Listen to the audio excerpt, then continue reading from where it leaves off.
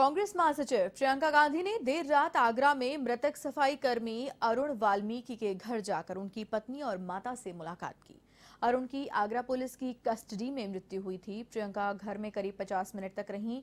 अरुण की पत्नी सोनम ने रोते हुए उन्हें पुलिस की बर्बरता की कहानी बताई तो प्रियंका की भी आंखों में आंसू आ गए। उन्होंने सोनम को गले लगा लिया। साथ ही प्रियंका ने पीड़ित परिवार को आर्थिक मदद और कानूनी लड़ाई में सहयोग का आश्वासन भी दिया है। उन्होंने परिवार की 2 बेटियों की शादी का खर्च उठाने के साथ साथ न्याय दिलवाने का भरोसा भी दिलाया है। अरुण के परिवार से मुलाकात के बाद प्रियंका ने कहा कि परिवार के लोगों ने मुझे जो भी बातें बताई हैं उसे सुनकर यकीन नहीं हो पा रहा है कि इस सदी में ऐसी चीजें किसी के साथ हो सकती हैं। वाल्मीकि समाज के 17-18 लोगों को अलग अलग जगह से उठाकर थाने लाया गया, जहां उनकी बेरहमी से पिटाई की गई। साथ ही उन्होंने प्रदेश सरकार पर निशाना साधते हुए कहा कि यूपी में कानून व्यवस्था दम तोड़ चुकी है।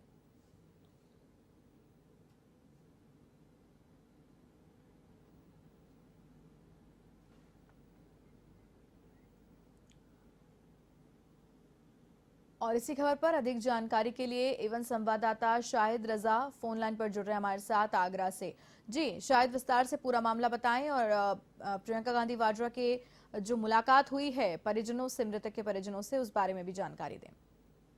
भारती, हम आपको बताते चले कि आगरा में सफाई कर्मचारी अरुण नरवार की मौत के बाद उत्तर प्रदेश में सियासत का पारा चढ़ गया है। बुधवार देर रात प्रियंका गांधी वाड्रा ने आगरा पहुंचकर अरुण के परिजनों से मुलाकात की।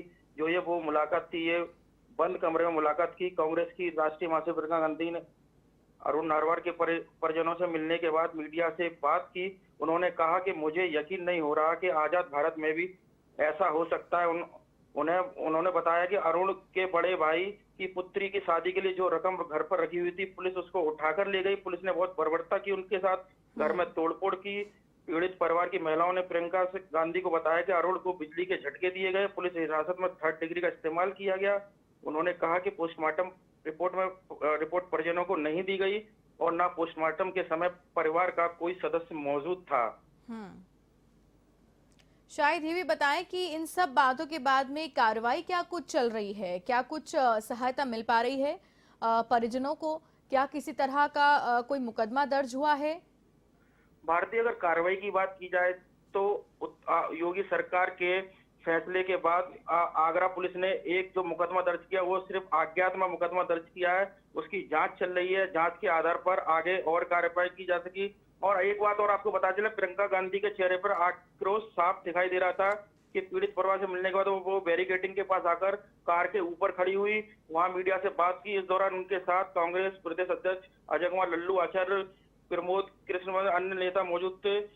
पुलिस अभिरक्षा में अरुण की मौत पर कांग्रेस की महासचिव प्रियंका गांधी ने जो ट्वीट किया था, उन्होंने लिखा था, किसी को पुलिस कस्टडी में पीट कर मार देना कहां का न्याय है।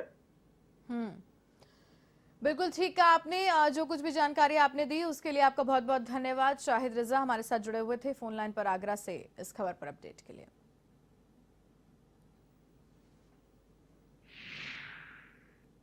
2 सालों से मैं यहाँ काम कर रही हूँ। एक के बाद एक मैंने यही देखा है कि न्याय का कोई नामो निशान नहीं है। गरीबों के लिए, किसानों के लिए, दलितों के लिए, महिलाओं के लिए कोई खड़ा नहीं हो रहा है इनके लिए। सब बातें हैं, सब बड़ी बड़ी बातें हैं, सब बड़ी बड़ी घोषणाएं। हवाई अड्डा का इनॉग्रेशन का क्या फायदा है अगर आपके घर में आप सुरक्षित नहीं हो? आपके घर से निकाल के आपको घसीटा जाता है, आपको मारा पीटा जाता है। तो बार बार मैं यही देख रही हूँ, एकदम भयावह स्थिति है और उत्तर प्रदेश का जो लॉ एंड ऑर्डर का सिचुएशन है वो हाथ से बाहर है।